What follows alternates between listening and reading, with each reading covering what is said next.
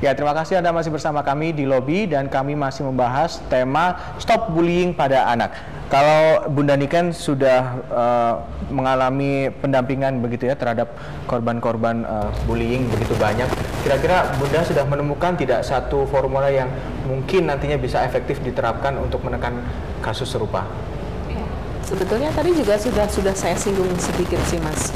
Sebetulnya di sini yang pertama kali dilakukan, bukan pertama sih, kalau tadi Bu Leli udah bisik-bisik ya, bahwa sebetulnya kalau kita mau melakukan tindakan pencegahan itu nggak ada yang pertama, nggak ada yang kedua, nggak ada yang ketiga, karena itu harus dilakukan pada saat yang bersamaan, begitu. Jadi mulai dari sekolah, orang tua, kemudian kemauan ya dari anak-anak itu sendiri.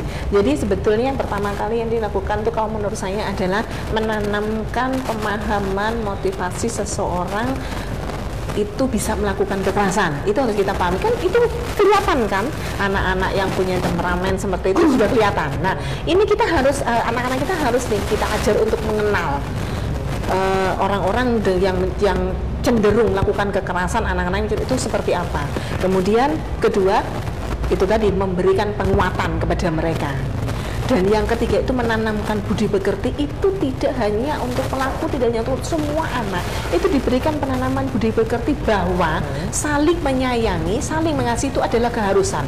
Tapi bukan siapa yang bisa dan harus menjadi pemenang. Ketika kita menanamkan bahwa seseorang itu harus menjadi nomor satu dari semuanya, itu akhirnya membuat anak-anak kita tuh memiliki daya saing yang tinggi.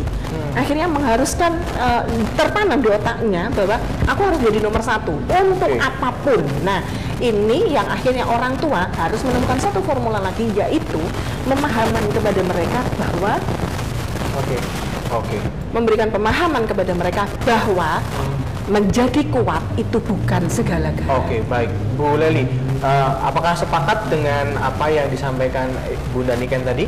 Seperti itu kurang lebihnya? Iya, saya sepakat dengan apa yang dikatakan Bunda Niken tadi, bahwa memang itu nggak bisa dilakukan satu pihak, terus apalagi seperti orang membuat schedule, itu nggak bisa. Itu harus memang bersama-sama gitu ya.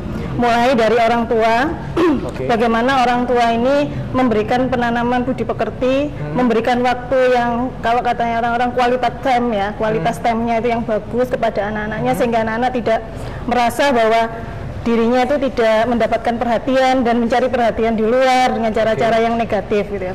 Nah, begitu juga dengan cara memberikan tentang budi pekerti, tentang kasih sayang gitu juga itu penting, bahwa tidak ada yang namanya kekerasan itu akan berdampak positif, itu nggak ada.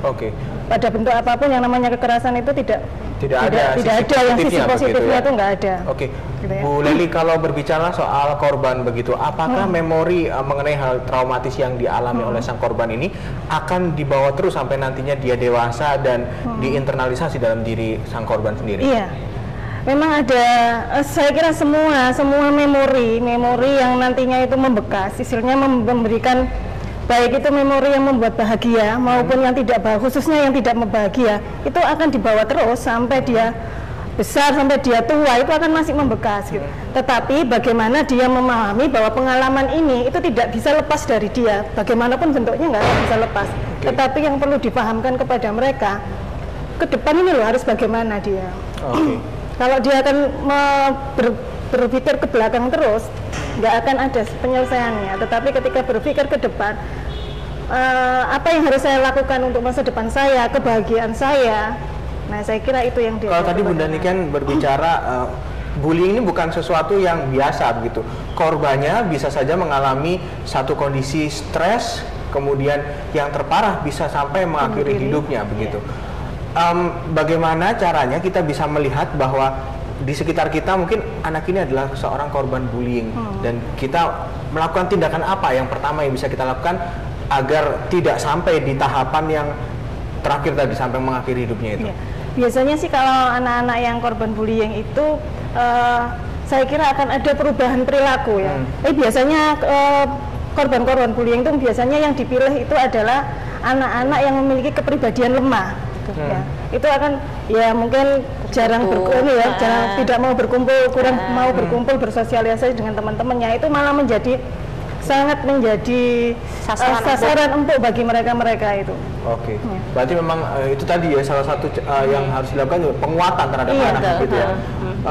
Saya tanya ke Bunda Nikan dan Bu Leli juga, sebenarnya jika melihat ada 4 kategori bullying tadi, ini yang paling besar dampaknya terhadap korban, ini bullying yang jenis apa?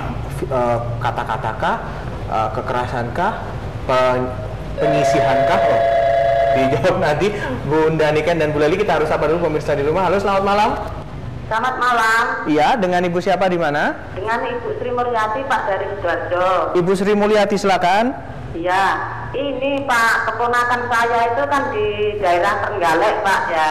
Iya. Itu sekarang kelas 4 kalau nggak kelas 3 ya, saya lupa. Kemarin sampai dimintai uang sama temennya, Pak. Oke. Itu setiap hari sampai anaknya itu kurus, terus takut gitu loh, Pak, mau masuk sekolah. Oke. Setiap hari dimintai sama temennya itu 1.000 kalau nggak dikasih diancam. Oke. Itu daerah Durenan, Pak, Durenan Trenggalek. Oke, sudah disampaikan ke pihak sekolahnya, Bu, kejadian ini? Ya, kemarin tuh pernah di gurunya, tapi kayak solusinya itu belum ada gitu loh, Pak. Terus sampai keponakan saya itu mau minta pindah ke Sidoarjo. Mau minta ke tempat saya gitu loh, Pak. Saya kasih budenya. Oke, Ibu. Sampai saat ini masih bersekolah di Trenggalek ya, Bu ya? Iya, masih. Berarti belum ada solusi ya dari permasalahan ini dari pihak sekolah begitu ya, Bu ya? Iya, belum, Pak. Kira-kira kayaknya belum. Anaknya tetap mau minta pindah ke Sidoarjo, terus sama mamanya juga nggak boleh, soalnya kan cuma anak laki-laki cuma 1 itu loh, Pak, nggak boleh sama anaknya. Lalu dari pihak orang tua sendiri, apakah tidak ada keinginan untuk memindahkan putranya ke sekolah yang lain di Trenggalek juga begitu? Ya belum, Pak. Oke, baik. Belum, iya. Terus ya, kamu lawanan nanti kalau kamu minta lagi lawanan, ya dia juga nggak berani. Oke, baik. Kayaknya itu minder terus. Kayak gimana ini, Pak? Iya, baik. Nanti akan dijawab, Ibu. Terima kasih atas waktunya bersama kami, Bu Sri Mulyati dari Sidoarjo.